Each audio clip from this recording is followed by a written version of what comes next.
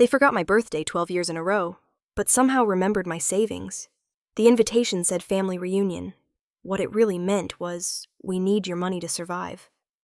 I walked into their party wearing the name they erased, carrying proof of every lie they built on my back. When the lights dimmed and my video started playing, I didn't just expose them, I ended them. If you haven't subscribed to the channel yet, don't forget to hit subscribe, smash like button, and tell us in the comments where you're tuning in from. It was a gray Manhattan morning when I realized I hadn't opened a single Christmas card since last year.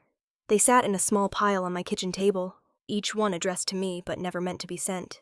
I used to write to them every December, neat cursive, a polite Merry Christmas, Dad, hope you're well. No one ever replied, but I kept doing it like muscle memory. 12 years of silence can still echo louder than shouting. It's been 12 years since my family erased me from their lives. Not drifted apart, erased me. On purpose. Back then I was 25, still living in Houston. Still naive enough to believe family and honesty could share the same room. I remember the night it started. The dining room at my father's house glowed with golden light, the smell of roasted lamb, too much perfume, and the faint hum of a string quartet from the stereo. My father, Robert Bennett, sat at the head of the table like a man born to be obeyed. My stepmother, Mary Ann, wore a red silk dress that seemed designed to match the wine she kept refilling. And Ethan, my half-brother, barely 17, scrolled through his phone, pretending none of it existed. I had found a discrepancy in the company's ledgers earlier that day. Numbers that didn't add up. Duplicate expenses claimed under 2 subsidiaries, both signed off by my father. I waited until dessert to bring it up as gently as I could. Dad, I said, trying to sound professional. The invoices from Johnson Contracting were recorded twice in Q3. It looks like a duplicate entry. He didn't look up. He sliced into his lamb and said, "It's not a mistake. It's called protecting the family's interests. Learn how the world works before you start lecturing me about accounting." "It's fraud," I said before I could stop myself. "You're lying to investors." His fork clinked against the plate. The room froze. Mary Ann leaned forward, her voice sweet as syrup but sharp underneath. "If you can't support your own blood, maybe you don't belong here, Clara." Ethan chuckled, the sound small but cruel. I looked at him and saw my father's smirk already forming in the corners of his mouth. I tried again. "I'm not your enemy. I'm trying to keep us out of trouble." Robert looked at me finally, eyes cold and flat. "You're not part of us anymore. Finish your meal and keep your opinions to yourself." The rest of the night played out like a bad play I couldn't walk out of. My mother's chair at the end of the table was still empty, as it had been since she died 8 years before. I had promised myself I'd stay close to the family for her sake.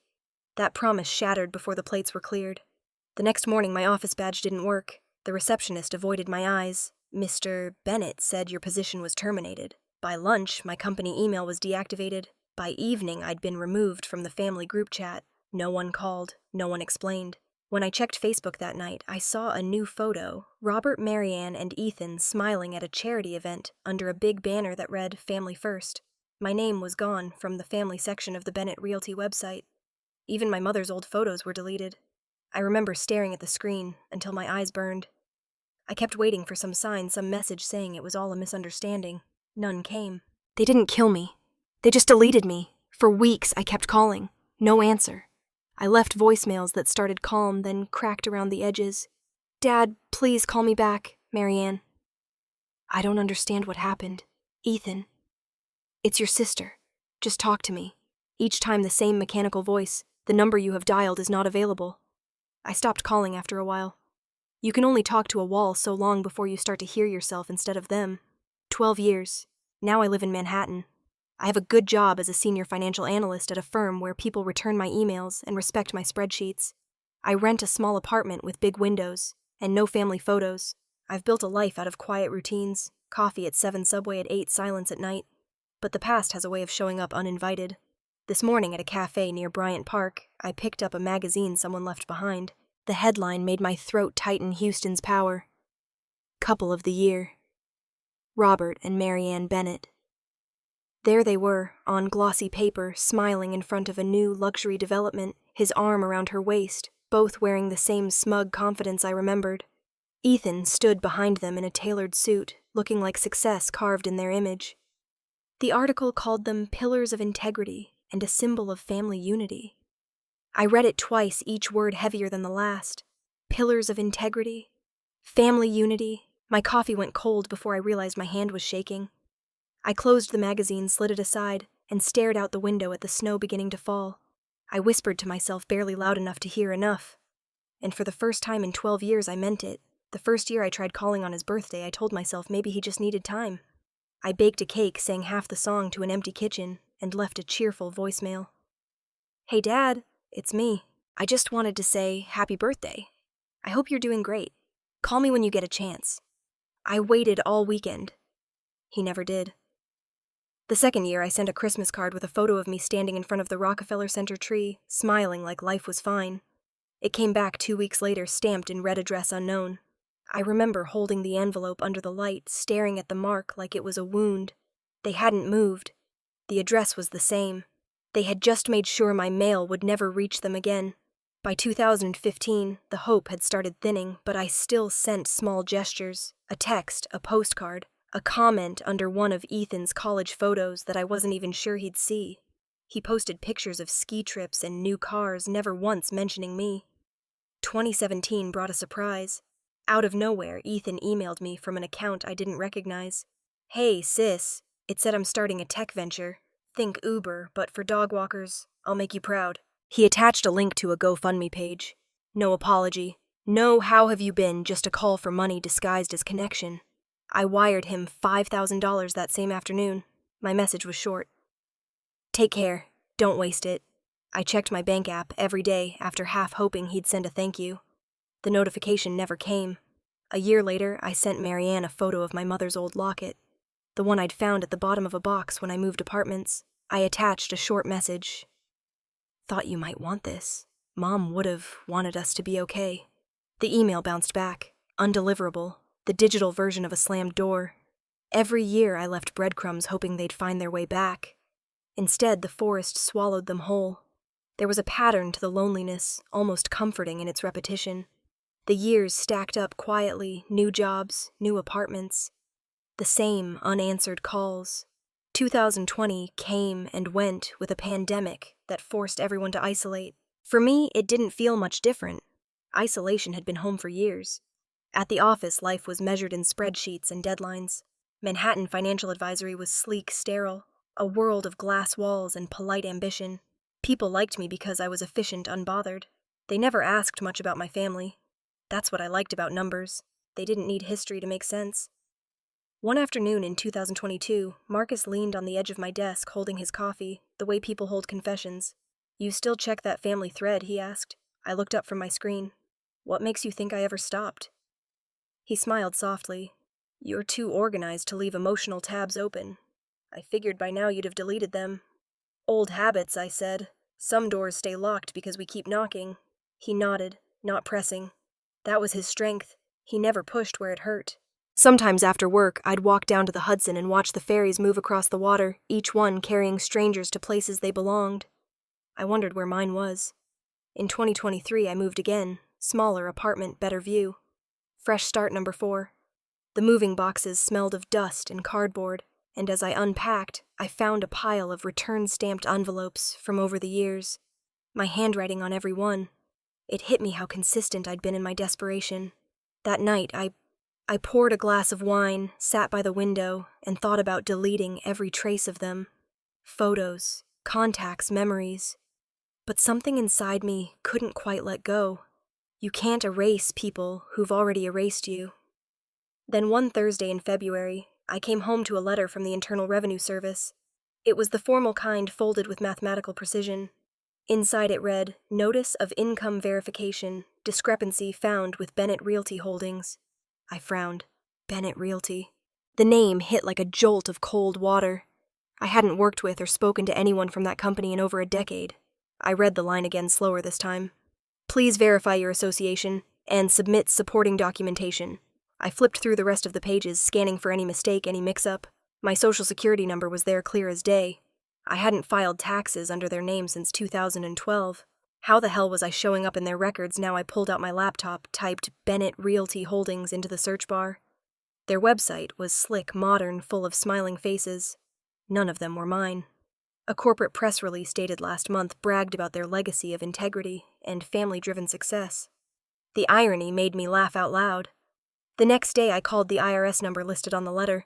A woman answered in a practiced monotone, asked me to confirm my identity, then said, "Our records indicate that you are listed as a minority shareholder in Bennett Realty Holdings for tax year 2022.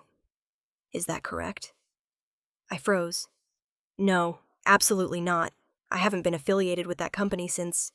I stopped realizing how long it had been, since 2012. Interesting, she said, typing something. The filing was done electronically signed with your SSN. I hung up before she could finish. My chest felt tight. I stared at the letter again, the official seal stamped at the bottom. 12 years. 12 years of silence, and now the government was the first to call my name. That night, I couldn't sleep. The sound of the city, sirens rain against glass, distant laughter, blurred into a dull hum. I lay awake, staring at the ceiling, thinking of all the messages I'd left, all the words I'd said into the void. I had called them, written to them, begged for acknowledgement. Nothing. But now my name was back in their paperwork. I got up, walked to my kitchen, and stared at the letter under the light. My hands trembled slightly as I traced the printed words. Verify your association. For 12 years I had been the one trying to reach them. Now it seemed they were reaching for me, through forged lines, false signatures, and stolen paper trails. And for the first time in 12 years, I felt something stronger than sadness. Unease. The kind that tells you a storm has been building behind your back for a very, very long time. The first time I saw the shadow fund, it didn't look like much, just a small column of numbers tucked at the bottom of an expense sheet. It was 2011, the Houston office of Bennett Realty buzzing with fluorescent light and the smell of burnt coffee. I was 25 and thought integrity could save the world, or at least the company.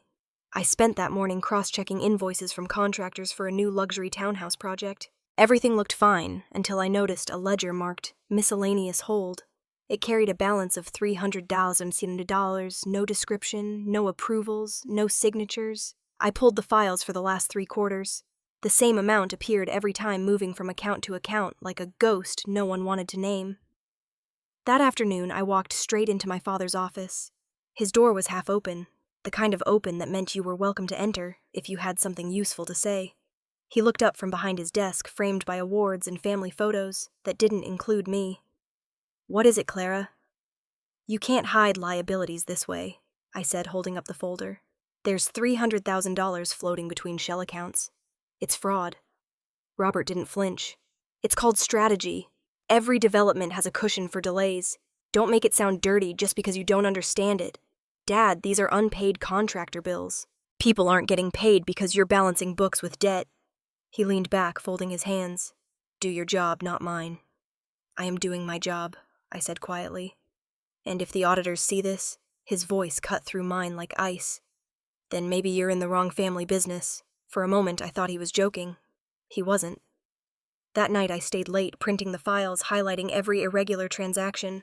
The cleaning crew came and went while I sat under the buzzing light, reading line after line.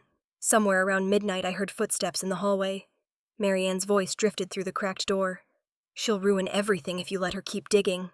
My stomach tightened. Robert's low reply followed, calm, deliberate. "I'll handle it." The next morning, I arrived to find my nameplate missing. My computer wouldn't log in. The HR director avoided eye contact. When 2 security guards appeared beside my desk, I understood.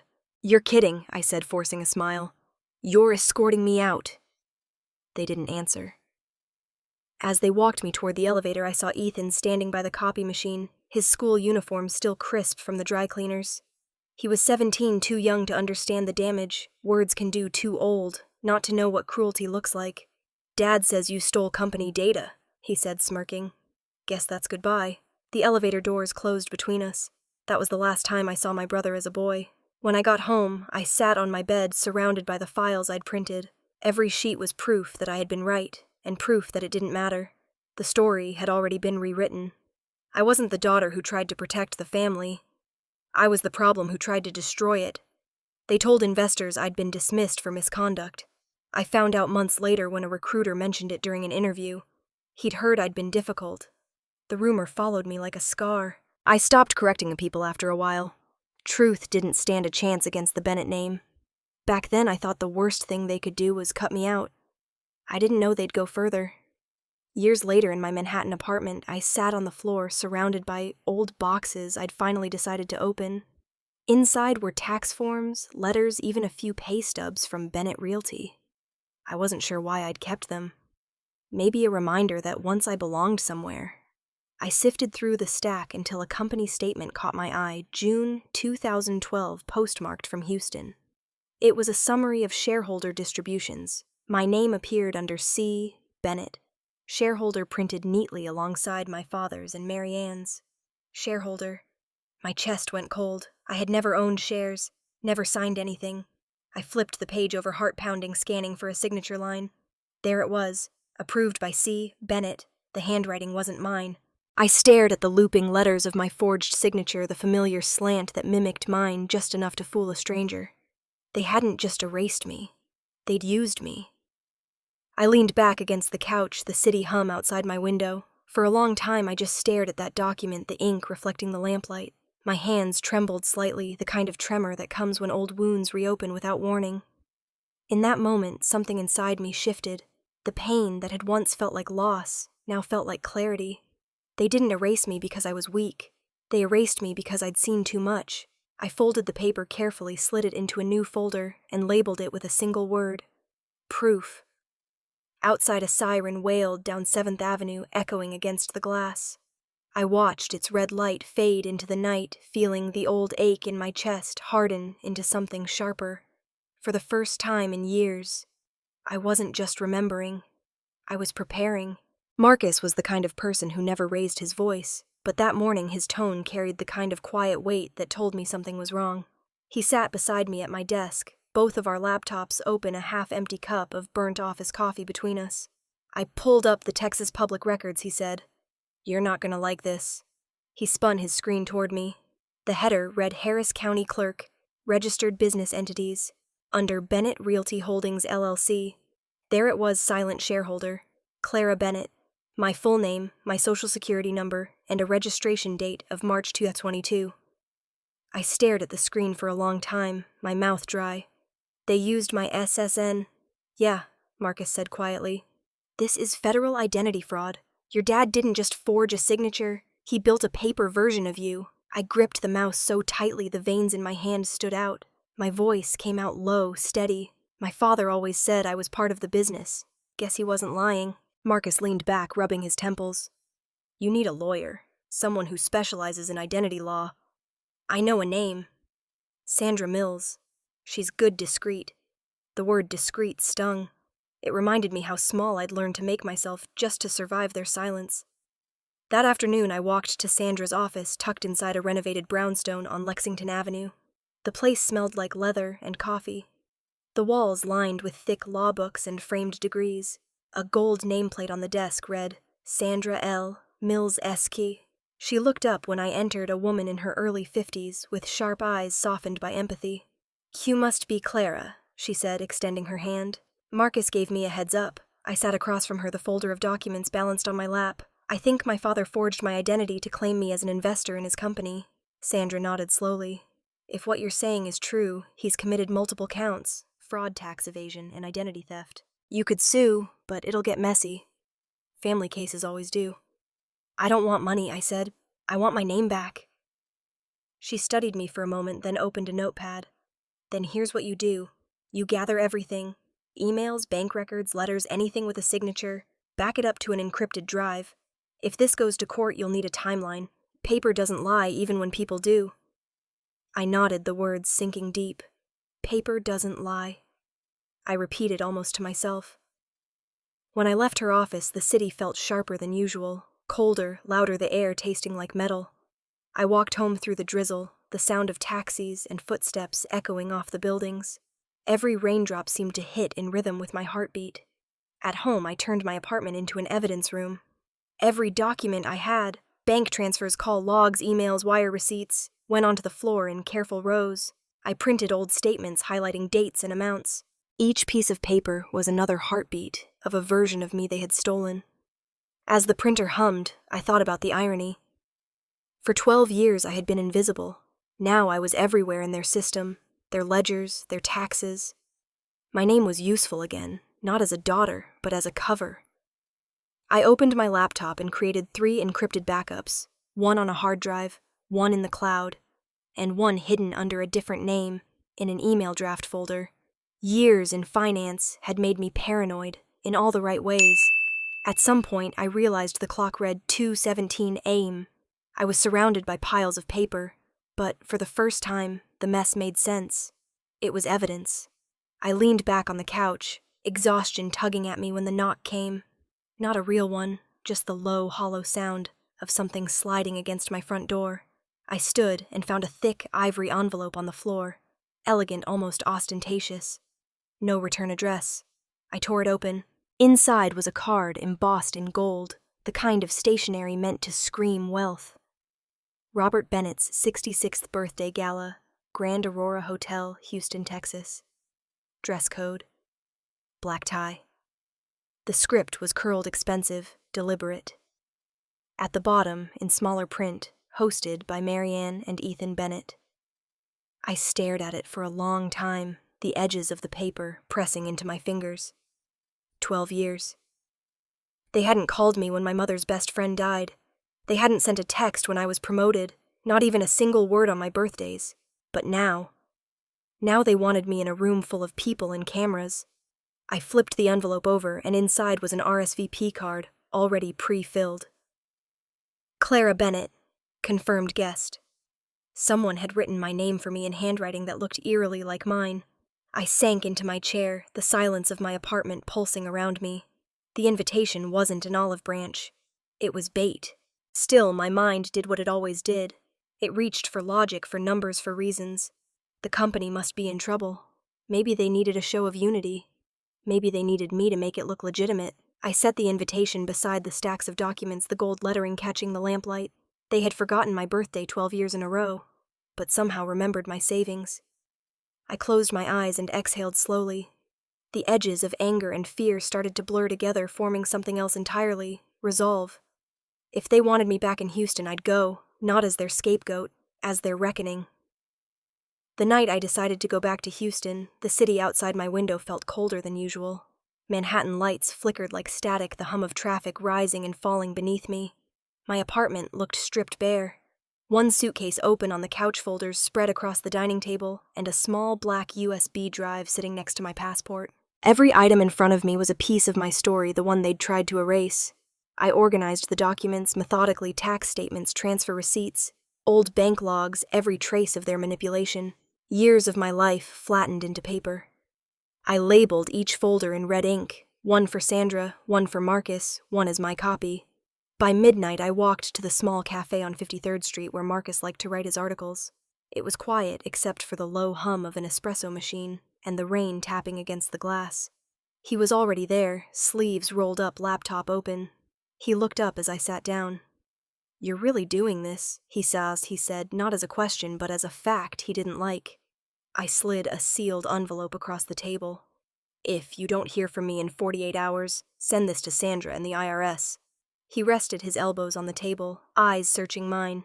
"You sure you want to walk into their trap? I'm done being their silence." For a long moment, neither of us said anything. The rain thickened outside, streaking down the windows like veins. Finally, Marcus sighed and nodded. "You've always been braver than you realize. Just be smart about it." "Okay, I'll try," I said, though we both knew smart wasn't the reason I was going back. Some wounds don't close until you press on them yourself. He slid the envelope into his satchel, zipped it shut, and gave me that half smile he used when he couldn't stop me from doing something dangerous. "Call me when you land. I will." I lied. I spent the next morning preparing like someone heading to war. I bought a last-minute ticket to Houston, printed backup copies of every file, and hid the encrypted drive inside the lining of my suitcase. At the airport, I stopped at a kiosk and bought a cheap burner phone. If they tried to reach me, I didn't want it traced. Back home, I sat at my desk and pulled out an old photo. Me and my mother at Galveston Beach, my small hand clutching hers, both of us smiling against the wind. Her hair had the same copper tone as mine. She'd been gone 15 years, but the softness in her eyes still haunted me. "You raised me to stand my ground," I whispered to the photo, tracing the outline of her face. When the car to the airport arrived, I double-checked everything. documents in the carry-on USB and the suitcase phone off. I locked the door to my apartment, took one last look around, and felt something strange. Relief. I was leaving the safety of silence behind. On the plane, I pressed my forehead against the window as the city shrank beneath me. New York looked beautiful from above, calm, distant, untouchable. I envied it. For a long time, I watched the clouds drift beneath the wing, listening to the white noise of the engines. My mind went quiet, the way it sometimes does before you make a choice you can't undo. When you spend over a decade begging for love, even fear feels like progress. By the time the pilot announced our descent into Houston, the sun had already set. The cabin lights dimmed, and the city glowed below a patchwork of gold and red lights spread across the dark. The moment I stepped out of the terminal, the humidity hit like a memory. Thick, heavy, impossible to ignore. I inhaled it, the scent of warm rain and exhaust, of a city I had once called home. Outside, I caught a cab to the hotel Sandra had booked for me. The driver was a man with a raspy voice who talked about football and how Houston had changed. I nodded in all the right places, barely hearing him. My mind was already there, at the mansion across the river, at the faces that had forgotten mine. We passed a billboard glowing against the dark sky. Bennett Realty. Building tomorrow. My stomach twisted. I smirked almost to myself. Tomorrow's already here. The cab pulled up to the hotel, a modern tower of glass overlooking the river. The clerk greeted me with professional cheer, but his smile faltered when he read my last name on the reservation. Bennett, he repeated. Yes, I said evenly. Just one night. The room was clean, impersonal, the kind of place meant for people passing through. I dropped my bag and walked to the window.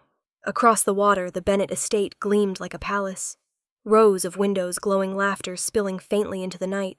I could almost hear the sound of clinking glasses, the illusion of a perfect family rehearsing perfection. I pressed my fingertips to the glass, as if I could touch the distance between what was real and what was shown. They were there living as though I had never existed, and tomorrow I would stand in front of them again. For 12 years I had been a ghost. Now I was coming home as something else entirely. The lights from the mansion flickered against the dark water reflections bending with the current. I stayed there for a long time, watching, steadying myself. Then I whispered almost a promise. Let's see how perfect they still are. The lobby of the Grand Aurora Hotel smelled like money and flowers that had never grown in soil.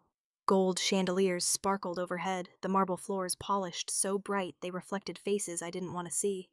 Event staff moved briskly through the room, arranging tables, checking microphones, whispering about timelines, and lighting cues. I watched them from the corner, anonymous, my suitcase at my feet. Checking in, the woman at the front desk asked with a polite smile. Under Monroe, I said, giving the name I'd used for years at work. She nodded and tapped on her keyboard, never realizing the woman standing in front of her was the ghost of tonight's guest of honor. The ballroom doors were open just enough for me to peek inside. Rows of screens flashed slides labeled The Bennett Legacy. My family's photos cycled in perfect rhythm. Robert shaking hands with investors, Marianne cutting ribbons, Ethan in front of a podium accepting some fabricated award. My name was nowhere to be found. I walked closer, watching the images dissolve one into another. My father's smile looked exactly the same as it had 12 years ago. Confident, unshakable, rehearsed. I couldn't decide if it made me sick or nostalgic. That's when I heard a voice behind me. Excuse me, are you Clara Bennett? I turned. A young woman in a headset, clipboard in hand, stared at me as if she'd seen a ghost. Her name tag read, Laura Kim, Event Tech Coordinator. I smiled, small but deliberate. I am. Her eyes widened. They said you died years ago. Tonight, I said, keeping my voice calm. I rise from the dead. Laura blinked, then laughed nervously. Wow. Okay. I didn't mean... Sorry, that's just what I heard. It's fine. I glanced toward the stage where 2 men tested the sound system. I need your help with something. Her brows furrowed. Help your projection system. How does it work? Laura hesitated. Depends on what you need. This is a corporate event. I'm supposed to stick to the pre-approved playlist. I have a short video. I want it to play at a specific time when they start the family tribute slideshow. She frowned, lowering her voice. If I do that without permission, I could lose my job. I know, I said softly. But if you cue it as part of the family tribute folder, no one will notice until it starts. Then you can say it autoplayed by mistake. Her eyes flicked to the ballroom, then back to me. What's on it? The truth. We stood in silence for a moment.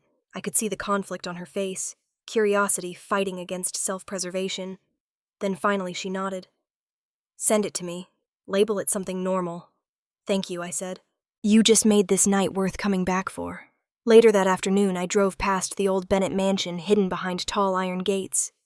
The black paint on the sign, Bennett Estate, was fresh, but the ivy on the walls had grown wild, curling over the letters, like it was trying to reclaim the place. Through the fence, I saw the stone steps where my mother once taught me to balance a ledger book using candy wrappers as pretend invoices. She used to say numbers tell the truth when people won't. I used to believe that until I watched my father twist truth into something profitable. I parked across the street for a moment. Through the tall windows, I could see movement. Mary Ann supervising caterers. Ethan carrying a stack of wine bottles. From where I sat, it looked like a theater rehearsal. Everyone in their roles, every gesture performed for invisible applause. The house still stood. It just didn't remember who built it. When I finally returned to the hotel, the sun had slipped behind the skyline. The city glowed under the weight of evening, the air thick with the smell of gardenias and rain. I drew the blackout curtains turned on the lamp and laid my clothes across the bed. The gown was black, simple clean, the kind of dress that blended into a crowd. My jewelry was modest, a single silver bracelet, a pair of earrings my mother had given me at 19. They were the only heirloom that hadn't been claimed by Mary Ann's taste for luxury. In the mirror, I studied my reflection. My hair was pinned back, my makeup subtle. I looked like a version of myself I hadn't seen in years, steady, deliberate, unafraid. They wanted my name, I whispered to the glass. They're about to choke on it. I sat at the desk and opened my laptop. The cursor blinked like a pulse as I dragged the file into an email draft. I titled it Final Tribute, MP4, and addressed it to Laura's inbox. The progress bar inched forward slow and silent. While it uploaded, I went through my plan one more time. A wry smile say, little wait for the moment. I wasn't going there to argue. I was going to let evidence do what my voice never could. When the upload finished, I encrypted the file with a passcode, my mother's birthday, and hit send. Then I closed the laptop and stared into the mirror again. For a second, I almost didn't recognize the woman looking back. Her shoulders were straight, her jaw steady. There was no trace of the girl who used to cry over returned mail. For once, I said quietly, I'm not afraid of being seen. Searched for my clutch, slipped the USB backup inside, and turned off the light. The room fell into darkness except for the glow of the city outside Houston, pulsing in gold across the river. Tomorrow night, I would stand under that same glow face to face with the people who had buried me in silence. And this time I wasn't coming as their daughter. I was coming as their consequence. The ballroom shimmered like a jewel box. Gold decor framed the walls. Chandeliers rained light over polished floors, and a live jazz quartet played something soft enough to make people forget they were pretending. Waiters glided through the crowd with silver trays of champagne, laughter rose in careful doses, and everywhere I looked faces gleamed with polite hunger. I stood at the entrance for a moment, letting the scene settle like static. My dress was simple. Black silk, clean lines, nothing that screamed wealth. Still, when I stepped into the room, conversations dipped. Heads turned. I heard it immediately, the whisper that rippled across the tables. Isn't that the daughter the one who disappeared? I thought she moved overseas. Robert saw me before I saw him. He was impossible to miss. Taller, now silver hair combed perfectly. A man who'd aged like a brand meant to inspire trust. The second our eyes met, his mouth shaped into the smile I'd seen in every business magazine. He crossed the room in 3 long strides, arms outstretched. My daughter returns. Family is everything, he announced loud enough for the photographers to catch it.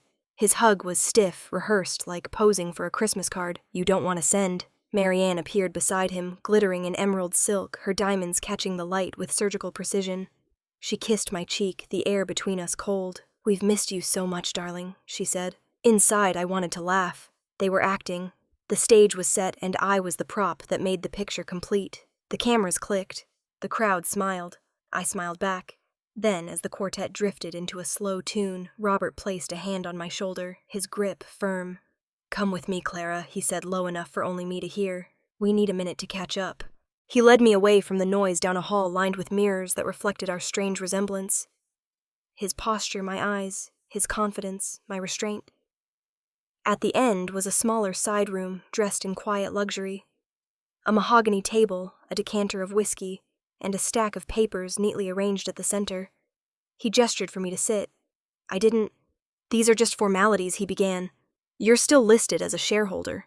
We need your signature to finalize the restructure before Monday's filing deadline. I flipped through the papers pages dense with legal jargon numbers bleeding together. Then I saw it. Written faintly in pencil next to the margin, $180,000. I looked up. So that's what I'm worth to you. He smiled the way only a man used to winning could.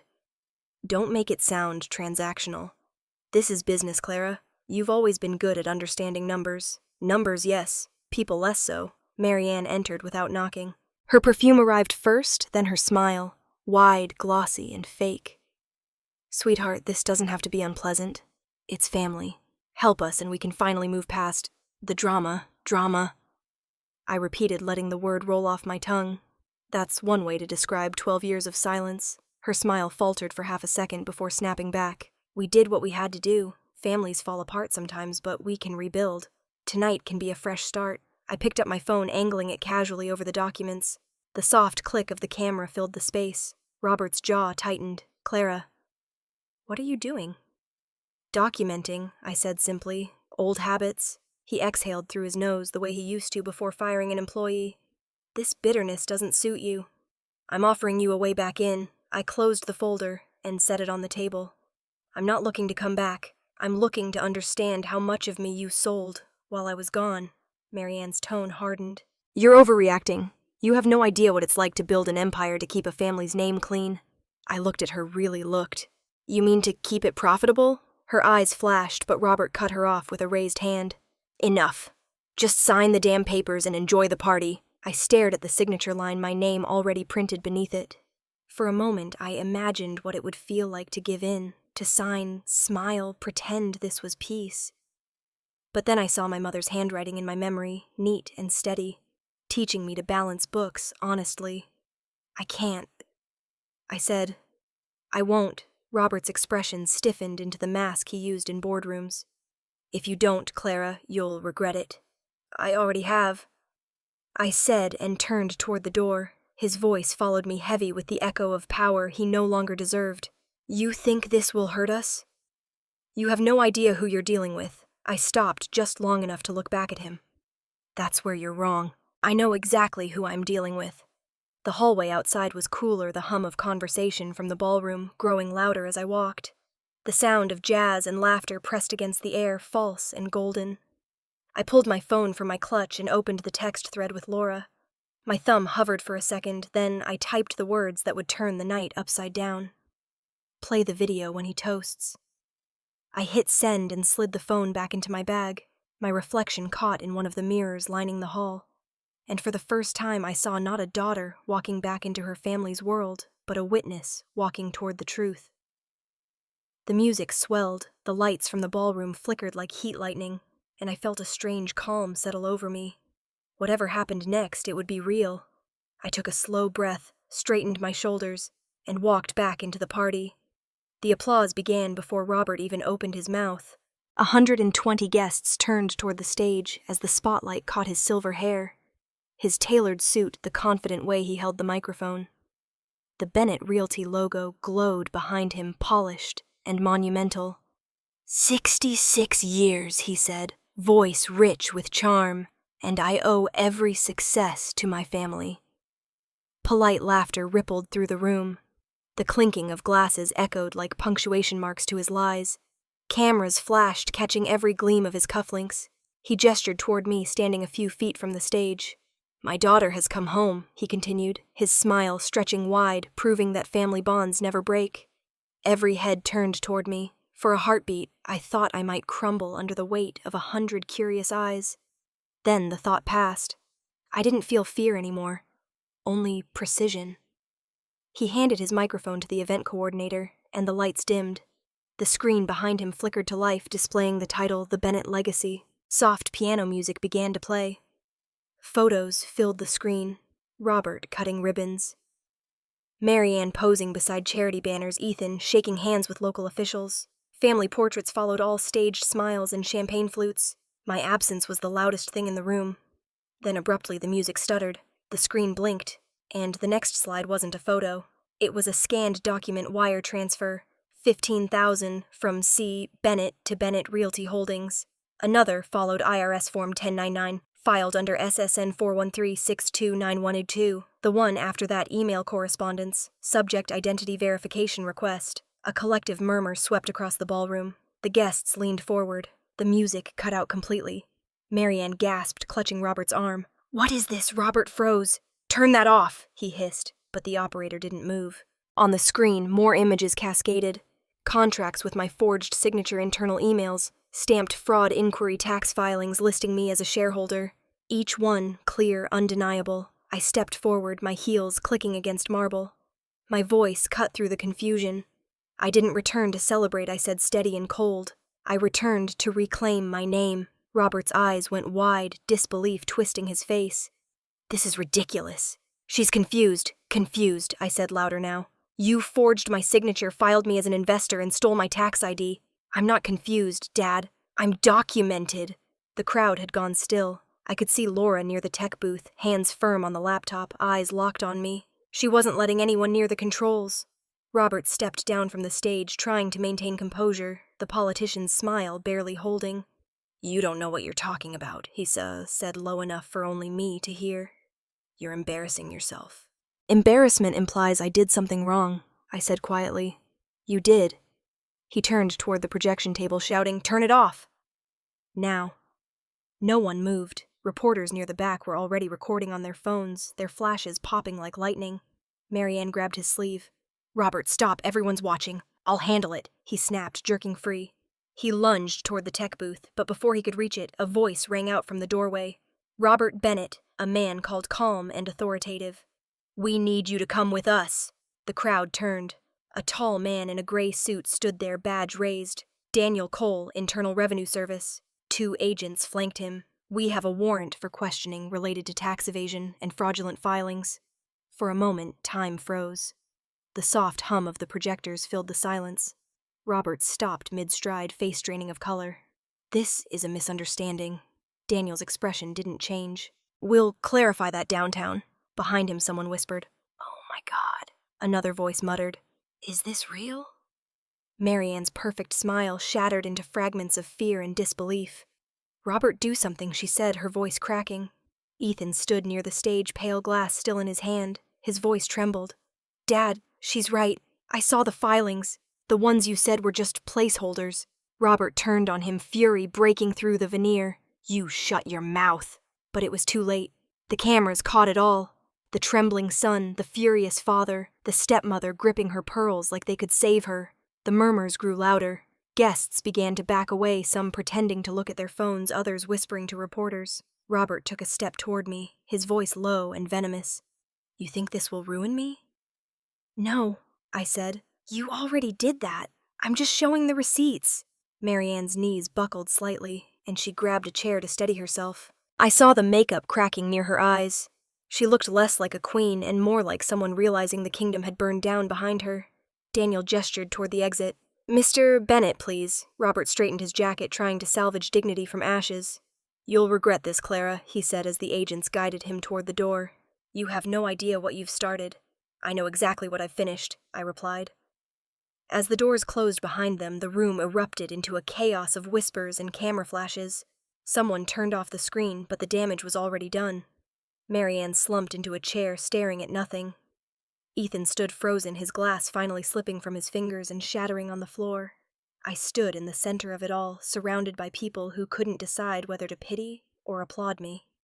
The truth didn't just hurt them, it undressed them. I took one last look at the room, at the chandeliers, the gold, the polished lies, and walked away before anyone could stop me. The morning after the gala, I woke to the sound of my phone vibrating non-stop on the nightstand. The screen glowed with notifications, texts, missed calls, alerts from news apps. I blinked hard, disoriented. then saw it a headline splashed across every feed.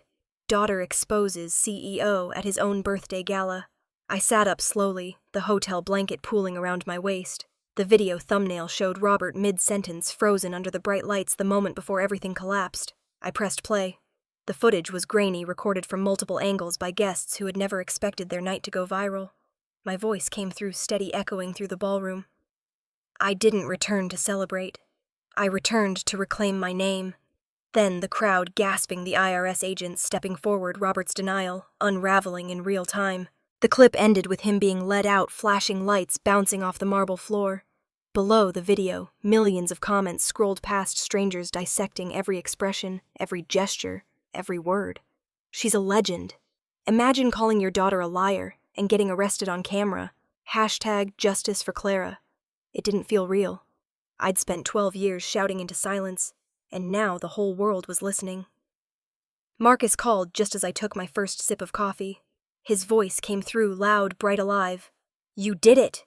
The IRS raided their offices this morning. It's all over the news." I stared out the hotel window, at the skyline, the clouds heavy with summer rain. "No, Marcus," I said quietly. "They did it to themselves." He hesitated. "You okay?" "I don't know." I said, "Maybe that's the point."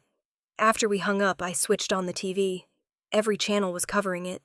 The anchors spoke in calm, practiced tones, but there was something electric under their words. Robert Bennett, CEO of Bennett Realty Holdings, is facing allegations of tax evasion and identity fraud. His wife, Marianne Bennett, has released a statement calling the event a family misunderstanding. The camera cut to Marianne standing at a podium, her hair perfectly styled, her mascara streaking down her cheeks, just enough to seem human. "I was betrayed by someone I loved like a daughter," she said, voice trembling. "I had no idea what Robert was doing." The microphones flashed. A reporter shouted, "Mrs. Bennett, did you personally sign any of the documents?" She blinked, lips tightening, then turned away without answering. By afternoon, her sponsors had already dropped her. The charity she'd chaired issued a statement distancing themselves from personal matters of the Bennett family. Ethan's face appeared next on the screen. He looked thinner, the smugness gone. His startup had folded within 24 hours, investors demanding their money back. Banks freezing accounts connected to his father's company. He'd deleted his social media, but not before people found screenshots of him bragging about family backing. The comments tore him apart. Then came Robert. Footage of him leaving the federal building in handcuffs replayed in slow motion, the press shouting questions he didn't answer. The network analysts speculated about the charges, the debts, the lawsuits. Bennett Realty Holdings had filed for bankruptcy protection that morning. By the time the sun set, I was numb. The city outside my window glowed orange against the rain-soaked glass. I sat there, cup of coffee gone cold, staring at my reflection. For years I begged them to hear me. Now the whole world's listening. But it didn't feel like victory. It felt like watching a bridge burn from the far side of the river, safe but still scorched by the heat. The next day I ordered breakfast I didn't touch and went through the endless emails that had flooded my inbox, journalists, lawyers, even strangers offering support. I deleted most of them. Around noon, a knock at the door startled me. The concierge handed me a certified envelope. "For Ms. Bennett," he said politely. Inside was an official letter from the Department of Justice. I unfolded it slowly, the paper crisp. Formal. Case closed. Clara Bennett identified as victim of identity fraud. Victim. The word stared up at me in black ink so clean it almost mocked me. Victim. For years I had carried that role like a second skin, invisible but constant. It was the word I had whispered to myself when they ignored me, when I sent money just to be remembered, when I kept believing silence was safer than truth. But reading it now in print felt wrong. I wasn't a victim anymore. I had taken back the voice they tried to bury. I had turned their lies into evidence. I had forced the truth into daylight. I set the letter on the table next to the untouched breakfast and whispered, "Not anymore." Rain began to fall again outside, streaking down the window in long, uneven lines. The city blurred beyond it, hazy and bright at once. I watched the drops race each other down the glass, feeling something unfamiliar settle in my chest. Not triumph, not grief. Just release. Down below, Houston kept moving. Cars weaving through wet streets, strangers passing by, the world already on to its next story. but for the first time in 12 years, I felt still. I took a long breath, folded the letter, and slipped it into my bag. Tomorrow, I would fly home, not to the family I'd lost, but to the life I'd built without them. I looked out one last time at the skyline and thought, they erased me, but the world just wrote me back in. Seattle rain has a different kind of rhythm, steady, unbothered, the kind that sounds more like breathing than weather. It drummed softly against the windows of Sandra's office, the glass fogged from the chill outside. The place smelled faintly of coffee and eucalyptus. Potted plants lined the bookshelves, thriving in the gray light that poured through the blinds. Sandra slid a folder across the desk toward me. Inside, crisp and official, was a stamped court order. "Your petition is approved," she said, her tone gentle but firm. "From this day forward, you're legally Claire Monroe." I stared at the paper for a long time before touching it. My hand trembled, not from doubt, but from the weight of letting go. I signed the line with deliberate strokes, the ink bleeding slightly on the page. Sandra smiled. "Congratulations, Claire. That's a beautiful name." I looked up. "Feels strange." "It will," she said, "but it's not erasing who you were. It's protecting who you've become." Outside, the rain softened to a mist. I pressed the folder against my chest as I left the office, stepping into the cool Seattle morning. The air smelled like wet pavement and pine. For the first time in years, I didn't flinch when someone said my name at the front desk. Claire Monroe.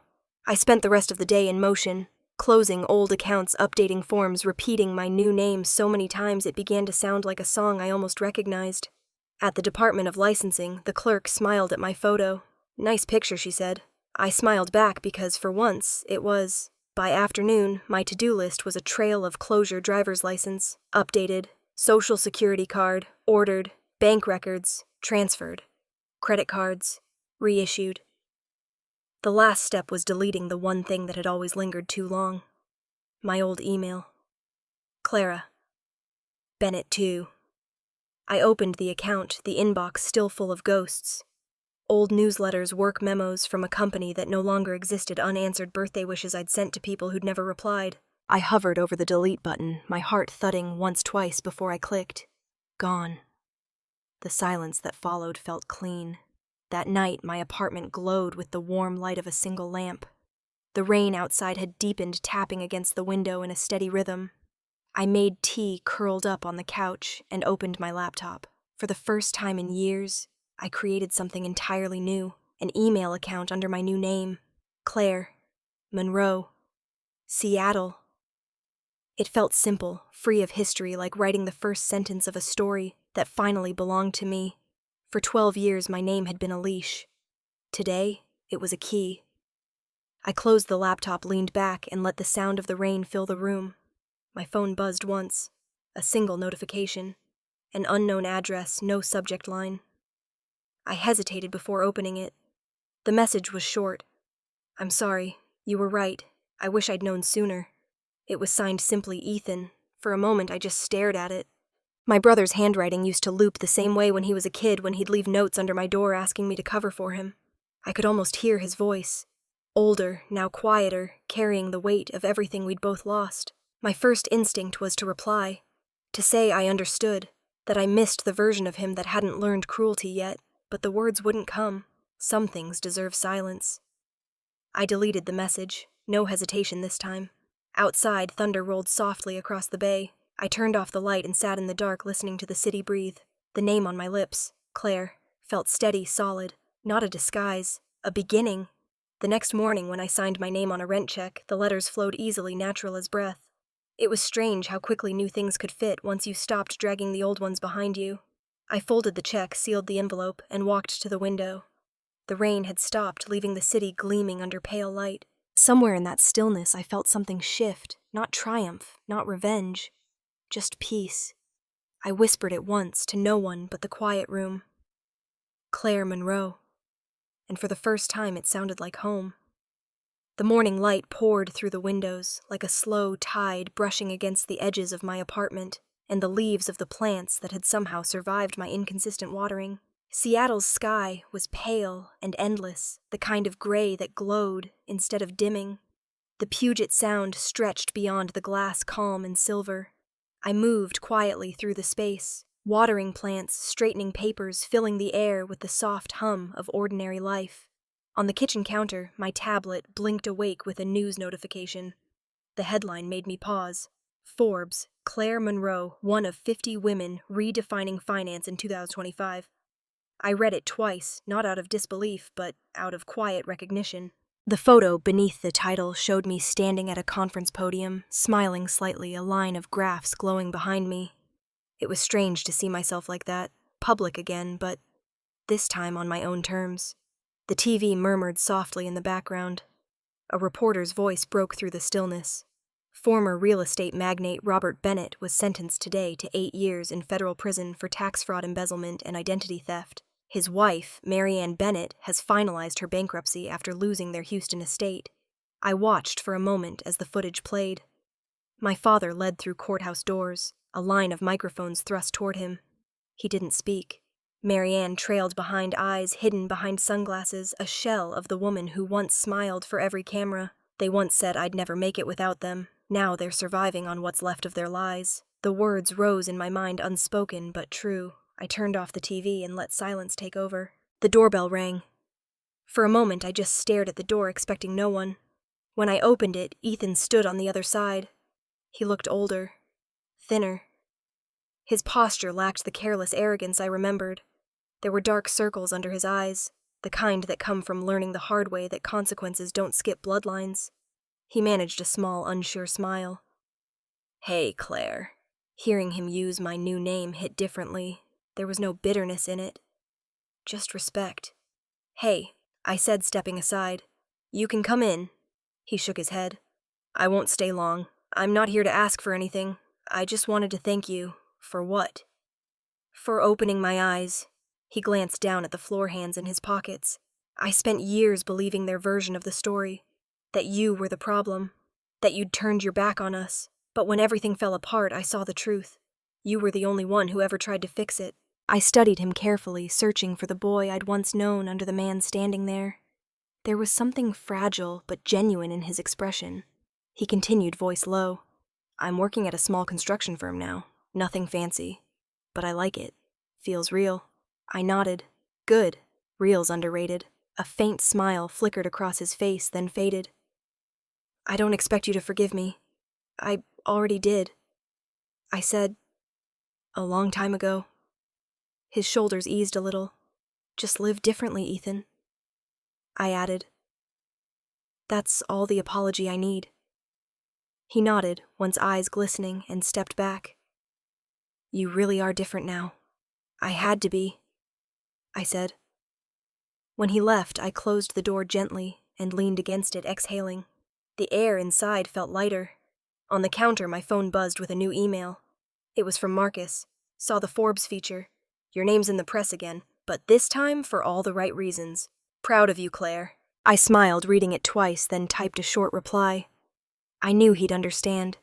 "Thank you for believing in the quiet version of me."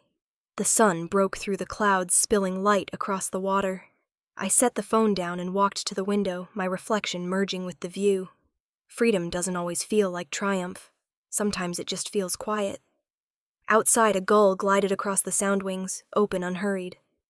The world was moving again, but for once I wasn't chasing it. I stood there until the light shifted, until the day turned gold, and let that quiet settle all the way in. The wind off the water was cool enough to sting, but I didn't mind. The late afternoon light spilled across the Puget Sound, soft and gray, the tide whispering as it crept over the sand. I walked barefoot along the beach shoes, dangling from one hand, the salt air tangling my hair. The horizon stretched wide and colorless, the kind of quiet that doesn't ask for anything. For years I called, sent gifts, begged for a reply. I thought forgiveness came from them. But peace came when I stopped waiting. The water lapped at my ankles, cold and grounding. I tilted my face toward the wind, breathing in the faint scent of rain. Somewhere behind me the city hummed, a world I'd fought to belong to, then learned to leave alone. Out here it was just the waves and the rhythm of my own steps. My phone buzzed once in my pocket. I pulled it out, the name lighting the screen, Marcus. His voice filled the air a second later, easy and warm even through the static. "Hey, Claire. I just wanted to say the world's moved on. The headlines, the noise, it's all faded. You should too." I smiled faintly. His timing was perfect as always. "I already have," I murmured and deleted the voicemail. A gull shrieked overhead, swooping low before drifting toward the water. The sound made me laugh softly, sharp and free. I watched the bird's reflection skim across the tide before the ripples swallowed it whole. The tide washed over my footprints as I walked, erasing each one seconds after I made it. For a moment, I thought about what that meant.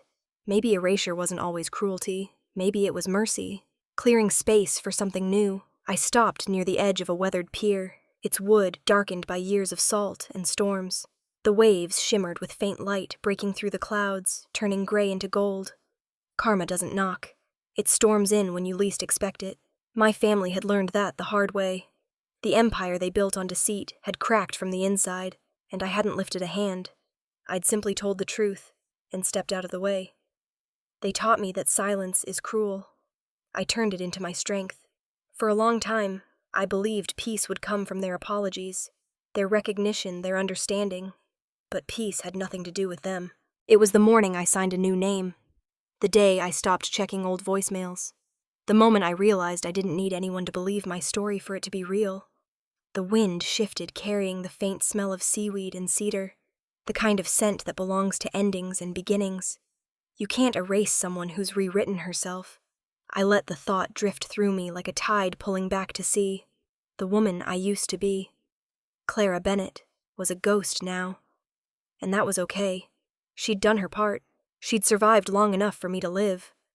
I watched a family walking down the shore, a mother laughing as her little girl chased foam along the sand. The child's laughter carried across the water, bright and unburdened. For the first time, I didn't feel envy, just warmth. Maybe that was what healing actually looked like, finding joy in someone else's peace. The sun finally broke through the clouds, spilling gold across the water.